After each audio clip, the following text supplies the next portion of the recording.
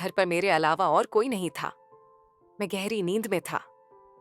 तभी अचानक मुझे एहसास हुआ कि कोई मेरे पास बैठा हुआ है। जैसे ही मैंने आंखें खोली, देखा कि मेरी बुआ निधि कम कपड़ों में मेरे बिस्तर के पास बैठी हुई थीं। बाहर बारिश का मौसम था, हवाएं तेज चल रही थीं और अचानक एक जोरदार बिजली कड़की। बिजली की तेज गड़गड़ाहट से घबराकर निधि बुआ मुझसे लिपट गईं। उनका यह अचानक मेरे करीब आना मेरे दिल की धड़कनों को तेज कर गया। जब उन्होंने मुझे जोर से गले लगाया तो मुझे हल्की शर्म महसूस हुई, क्योंकि वह मेरी बुआ थीं। लेकिन इस पल में कुछ अजीब सा एहसास भी था। ऐसा लगा जैसे हमारे बीच कुछ खास घट रहा हो। उनका स्पर्श मेरे भीतर एक अनकही हलचल मचा रहा था। मैंने भी खुद को रोक नहीं पाया और उन्हें अपनी आगोश में ले लिया। और हेलो दोस्तों, आज की इस रोमांचक कहानी में आप सभी का स्वागत है। मेरा नाम आर्यन है और मैं एक हट्टा कट्टा नौजवान हूं। यह कहानी तब की है जब मेरी बुआ निधि हमारे घर रहने आई हुई थी। मेरी बुआ 10 दिनों के लिए हमारे घर आई थीं। उस समय माँ तीर्थ यात्रा पर गई हुई थी और पापा अपने काम में व्यस्त थे। इसीलिए घर में सिर्फ मैं और बुआ ही थे। उनकी सादगी भरी मुस्कान और उनका व्यक्तित्व मेरे मन में बस चुका था। वे हर काम इतनी सहजता से करती थीं कि मैं अनायास ही उनकी ओर खिंचता चला गया। एक रात मैं अपने कमरे में गहरी नींद में था। तभी अचानक मुझे महसूस हुआ कि कोई मेरे पास बैठा हुआ है। जब मैंने आंखें खोलीं तो देखा कि निधि बुआ छोटे कपड़े पहनकर मेरे पास बैठी हुई थीं। उनकी आंखों में कुछ खास था, जैसे वे मुझसे कुछ कहना चाह रही थीं। उन्होंने धीरे से मेरा हाथ पकड़ा और कहा, आर्यन, तुम्हारे फूफा तो बहुत अच्छे हैं, लेकिन तुम में कुछ खास है। तुम में वह ताकत है जो मुझे कहीं और महसूस नहीं हुई। उनकी बातों में एक अलग तरह की नजाकत और अपनापन था। मैं असहज था, लेकिन उनकी आंखों में ऐसा कुछ था जो मुझे अपनी ओर खींचे जा रहा था। बुआ ने मेरे हाथ को हल्के से अपनी ओर खींचा और कहा, तुम बड़े हो गए हो और तुम्हारी समझदारी ने मुझे बहुत प्रभावित किया है। उनके शब्दों ने जैसे मेरे दिल की धड़कनें तेज कर दी। मैं रोज की तरह उस दिन भी जब जिम से वापस आया तो देखा कि फूफा और बुआ घर में थे। उन्हें देखकर मुझे बहुत खुशी हुई। फूफा अक्सर अपने काम के सिलसिले में हमारे शहर आते रहते थे, लेकिन बुआ पहली बार हमारे घर आई थीं। मुझे देखते ही बुआ मुस्कुराई और बोली, आर्यन, अब तुम कितने बड़े और मजबूत हो गए हो। मैंने उनके चेहरे पर वही पुरानी मासूमियत देखी, लेकिन अब उसमें एक अलग आकर्षण था। रात का खाना खत्म होने के बाद फूफा जाने लगे, लेकिन बुआ रुक गईं। मुझे यह अजीब लगा, लेकिन बुआ ने मुस्कुराते हुए कहा, मैं कुछ दिन यहीं रुकूंगी। उनकी आंखों में कुछ खास था, जैसे वे मुझसे कुछ और कहना चाह रही थीं। फूफा को विदा करने के बाद जब मैं और बुआ घर वापस आए तो रात को माँ और बुआ कमरे में बातें कर रही थीं, लेकिन मेरा मन कहीं और था। मैंने माँ को बाहर बुलाया और धीरे से पूछा, मम्मी, बुआ यहीं क्यों रुक गईं? क्या हुआ है? माँ ने हंसते हुए कहा, अरे ऐसा कुछ नहीं है, बस तुम्हारी बुआ यहाँ कुछ दिन आराम करना चाहती है। लेकिन मेरी नजरों में बुआ का चेहरा बार बार घूम रहा था और उनके शब्द मेरे दिल पर गहरे असर कर चुके थे। इस पर माँ ने आगे कहा, नहीं आर्यन, तुम्हारे फूफा का कुछ काम था, इसीलिए वह ज्यादा दिन हमारे घर नहीं रुक सके। बुआ की 10 दिनों के लिए यहाँ डॉक्टर के पास ट्रीटमेंट है और अगले 10 दिन वे हमारे घर पर ही रहेंगी। ये तुम्हारे लिए खुशी की बात होगी, क्योंकि अब मैं अपनी सहेलियों के साथ तीर्थ यात्रा पर जा रही हूँ। ऐसे में तुम्हारे खाने पीने की समस्या हो सकती थी, लेकिन अब तुम्हें कोई चिंता करने की जरूरत नहीं है। तुम्हारी बुआ घर के सारे काम संभाल लेंगी। माँ को ये बात ठीक लगी, इसीलिए मैं अपने कमरे में चला गया। माँ ने कॉलोनी की एक सहेली के साथ मंदिर दर्शन का कार्यक्रम तय किया था, जो 2 दिन बाद होने वाला था। माँ के जाने से पहले ही उन्होंने बुआ को सब कुछ बता दिया था। बुआ ने मुस्कुराते हुए कहा, आप बेफिक्र होकर दर्शन करने जाएं। घर के सारे काम और आर्यन का मैं अच्छे से ख्याल रखूंगी। दूसरे दिन तय योजना के अनुसार मम्मी अपनी सहेलियों के साथ देव दर्शन के लिए निकल गईं। उनकी यात्रा पूरे 10 दिनों की थी। मेरे पिताजी भी अपने ट्रांसपोर्ट के बिजनेस के काम के लिए अक्सर बाहर रहते थे और वे भी कल सुबह ही शहर से बाहर गए थे। अब घर में मैं और बुआ ही अकेले थे। मम्मी ने घर से निकलते ही मुझे 8 बार फोन किया था क्योंकि उन्हें मेरी बहुत चिंता हो रही थी। शाम को जब मैं घर आया तो खाना बनाने के लिए किचन में जाने लगा। तभी मैंने देखा कि बुआ किचन से मेरा खाना लेकर बाहर आ रही थीं। रोज तो मैं खुद ही अपना खाना बनाता था। मम्मी हमेशा कहती थीं कि तुझे अपने खाने पीने में मुझे बिल्कुल भी शामिल नहीं करना चाहिए। जो भी खाना हो तू खुद ही बना लिया कर। लेकिन आज बुआ ने मेरे लिए खास कुछ बनाया था। रोज शाम को मैं 2 उबले हुए अंडे और कुकर में पकी हुई दालें खाता था, लेकिन बुआ ने मेरे लिए कुछ नई चीजें बनाई थीं। उन्होंने चावल और दाल बनाई थी और उनके साथ अपने हाथों से बना प्याज, टमाटर और आलू का चोखा दिया था। ये देखकर मेरे दिल में बुआ के लिए एक खास भावना जाग उठी। उनकी मेहनत और स्नेह ने मेरे दिल को छू लिया। बुआ ने मुस्कुराते हुए कहा, देखो, तुम्हारे लिए मैंने ये सब बनाया है। मैं चाहती हूं कि तुम अच्छे से खाओ। उनकी आवाज में एक खास मिठास थी जिसने मुझे एक नई खुशी दी। मैंने खुद को बुआ की देखभाल में खो दिया और ये सोचने लगा कि शायद अब मुझे खाना बनाते समय खुद को अकेला महसूस नहीं करना पड़ेगा। लेकिन आज बुआ ने मेरा खाना पहले ही बना दिया था। उस दिन पहली बार हमें तैयार खाना मिला था। मैंने बुआ से पूछा, बुआ, आपको मेरे खाने के बारे में कैसे पता चला? इस पर वह बोली, मैं दोपहर में तुम्हारे कमरे की सफाई करने गई थी। तब मैंने वहां तुम्हारा खाना का पूरा चार्ट देखा था, जिसमें किस दिन क्या खाना है सब कुछ लिखा हुआ था। मैंने हंसते हुए कहा, वाह बुआ, आप तो बहुत ही होशियार निकली। ऐसा कहकर मैंने बुआ को गले लगा लिया। मुझे तैयार खाना मिलने के कारण मैं बेहद खुश था। मुझे अंदाजा नहीं था कि मेरी अनजाने में दी गई गले लगाने की प्रतिक्रिया बुआ पर इस तरह असर करेगी। जब मैंने बुआ की तारीफ की तो वह मुस्कुरा उठी। उनके चेहरे पर एक अलग ही नूर था। अगले 2 दिन भी इसी तरह बीते। हर दिन मेरे व्यायाम के चार्ट को पढ़कर बुआ मेरे लिए समय से खाना बनाती थीं और मुझे सब कुछ सही समय पर मिल जाता था। 2 दिन बाद मम्मी का फोन आया।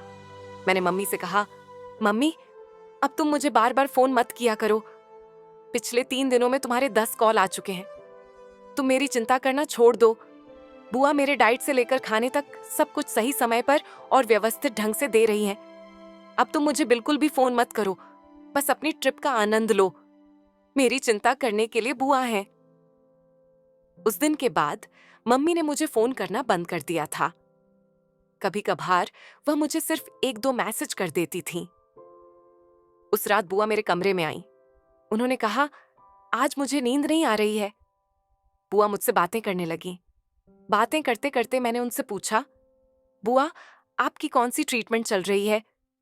इस पर बुआ हल्के से मुस्कुराते हुए बोली, बच्चा होने की। मैंने और कोई सवाल नहीं पूछा। तभी अचानक बिजली कड़की। तेज आवाज से बुआ घबराकर मुझसे लिपट गईं। जब उन्होंने मुझे अचानक से जोर से गले लगाया तो मुझे थोड़ी शर्म महसूस हुई, क्योंकि वह मेरी बुआ थीं। लेकिन इस पल ने मुझे एक अजीब सी खुशी दी, जैसे कि हम दोनों के बीच कुछ खास हो रहा हो। उनका स्पर्श मेरे दिल की धड़कनों को तेज कर रहा था। मैंने महसूस किया कि बुआ की नजदीकी से मुझे एक असीमित सुकून मिल रहा था। बुआ वैसे तो जवान थी और आज रात उनकी नजदीकी ने मुझे थोड़ा असहज कर दिया। काफी देर तक बुआ ने मुझे अपनी बाहों से अलग नहीं किया, बल्कि वह मेरे शरीर पर बार बार हाथ फेरती रहीं। तब मैंने उन्हें दिलासा दिया और कहा, बुआ, आप बॉडी बिल्डर भतीजे की बुआ हैं। इस छोटे से आवाज से क्या डरना। दोस्तों, उनकी नजर देखकर मुझे खुद ही शर्म आने लगी और मेरी नजरें नीचे झुक गईं। मैंने कहा, मुझे बहुत नींद आ रही है, और उन्हें उनके कमरे में जाकर सोने के लिए कहा।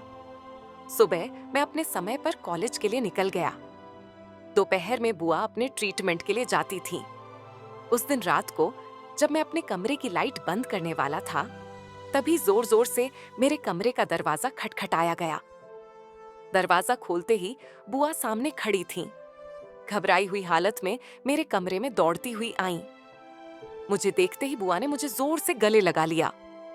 वह मुझसे बहुत ज्यादा लिपट गई थीं। अब तो बिजली कड़कने की आवाज भी नहीं आई थी। फिर उन्हें डरने की क्या बात थी?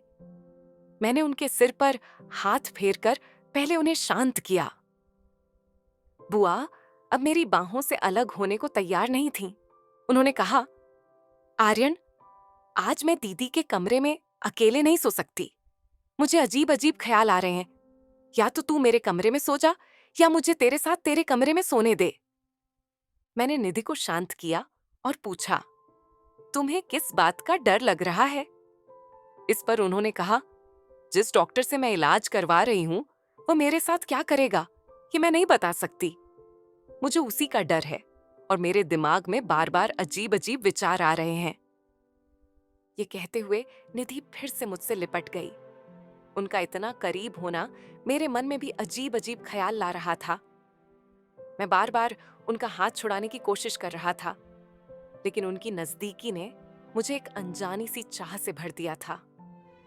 इस पल ने मेरे दिल की धड़कनों को और तेज कर दिया, जैसे कि हम दोनों के बीच एक अनकही समझ बन रही थी। लेकिन निधि बार बार मेरे चेहरे पर हाथ फेर रही थी। मुझे समझ नहीं आ रहा था कि उन्हें क्या हो गया था। कुछ समय पहले ही उनका डरा हुआ चेहरा देखा था, इसलिए मैं उन्हें बार बार खुद से दूर नहीं कर पा रहा था। अब उनका स्पर्श न चाहने वाली जगहों पर हो रहा था। मैंने झट से कमरे की लाइट जला दी। लाइट जलते ही उनका हाथ मेरे शरीर से हट गया। अगले दिन मैं निधि के साथ उसी अस्पताल गया जहां उनकी ट्रीटमेंट हुई थी। अस्पताल का माहौल मुझे सही लगा। जो डॉक्टर उनका इलाज कर रहा था वह बहुत बूढ़ा था। फिर भी निधि उसके बारे में ऐसी बातें क्यों कह रही थी? जैसे ही उनकी ट्रीटमेंट पूरी हुई और वह बाहर आई, उनका चेहरा उतरा हुआ लग रहा था। मैंने पूछा, आपका चेहरा इतना उतरा हुआ क्यों लग रहा है?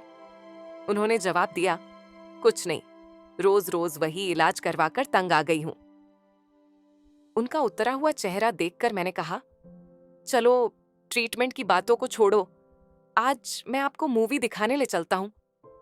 मैंने सोचा कि अगर वह थोड़ा घूम फिर लेंगी तो शायद उन्हें थोड़ी राहत मिलेगी।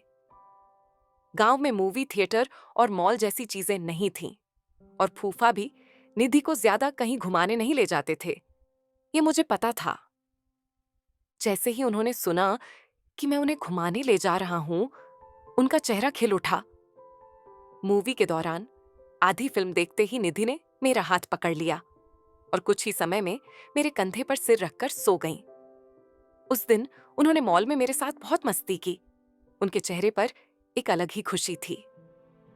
घर आते ही निधि ने कहा, आर्यन, आज आपने मेरा दिन खास बना दिया। इस दिन को मैं कभी नहीं भूलूंगी। आगे उन्होंने कहा, आज ऐसा लग रहा था जैसे मैं अपने भतीजे के साथ नहीं बल्कि। निधि बोलते बोलते रुक गई, लेकिन मैं समझ गया कि वह आगे क्या कहना चाह रही थी। मैंने उनकी बात को हंसी में टाल दिया और उस दिन घर छोड़कर जिम के लिए निकल गया। जिम से लौटते ही मैंने खाना खाया और नहाने चला गया। नहाने के बाद जब मैं अपने कमरे में गाने सुनकर दिमाग ताजा कर रहा था, तभी अचानक मुझे अपने शरीर पर किसी का हाथ महसूस हुआ। कोई मेरे चेहरे पर हाथ फेर रहा था। जब मैंने आंखें खोलकर देखा तो सामने निधि खड़ी थीं, लेकिन वह किसी अलग ही अवस्था में थी। उन्होंने मेरी मम्मी की टी शर्ट और पैंट पहनी हुई थी। उन कपड़ों में उनकी खूबसूरती और भी निखर रही थी। वह बहुत गोरी थीं और उनकी मासूमियत मेरे दिल की धड़कन बढ़ा रही थी। जैसे ही मैंने स्थिति देखी, मैंने उन्हें खुद से दूर कर दिया और कहा, निधि, आप ये कैसी लग रही हैं? निधि ने मुस्कुराते हुए जवाब दिया, आर्यन, तुम रोज जिम में इतनी मेहनत करते हो, मैं बस तुम्हारी मेहनत देख रही थी। वैसे भी रोज जिम में बहुत सी लड़कियां तुम्हारे शरीर को देखती होंगी। अगर तुम्हारी निधि ने तुम्हारे शरीर पर हाथ फेर दिया तो क्या हो गया? अगर तुम्हें अच्छा नहीं लगा तो सॉरी। ये कहते हुए निधि मेरे ऊपर बैठ गईं और फिर धीरे से मुड़कर मेरी तरफ पीठ कर ली। मैंने कहा, निधि, तुम्हें अपने भतीजे की मेहनत देखने का पूरा हक है। आप अचानक आ गईं, इसीलिए मैं थोड़ा घबरा गया था। इसके बाद निधि ने फिर से मेरे चेहरे पर हाथ फेरना शुरू कर दिया। मैंने 1 साल तक जिम और डाइट का सख्ती से पालन किया था, जिससे मेरी बॉडी अच्छी बन गई थी। निधि मेरी तारीफ करते हुए थम ही नहीं रही थीं। उन्होंने कहा, तुम्हारे शरीर पर से हाथ हटाने का मन ही नहीं करता। फिर हाथ फेरते फेरते उन्होंने अपना चेहरा भी मेरी छाती पर रख दिया। निधि का अचानक मेरे साथ बदलता व्यवहार देखकर मैं सोच में पड़ गया था। मैंने उन्हें खुद से दूर कर दिया, लेकिन आज रात भी वह मेरे कमरे में आ गई।